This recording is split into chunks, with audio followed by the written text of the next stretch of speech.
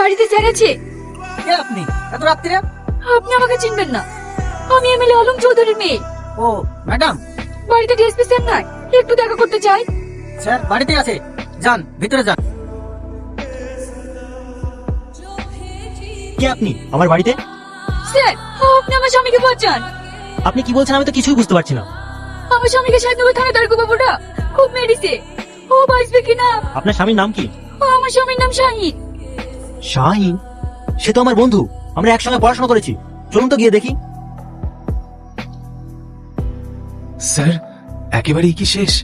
হ্যাঁ কনস্টেবল, নদীতে লাশটা ফেলে দেছো। বাহ, সরকারি চেয়ারে বসে গুন্ডামি তো ভালোই করছেন। স্যার আপনি? হ্যাঁ, আমাকে আসতে হলো। আপনি জানেন এটাকে? ওটা আমার বন্ধু শাহিন, একজন আর্মির অফিসার, আর তাকে আপনারা ছি।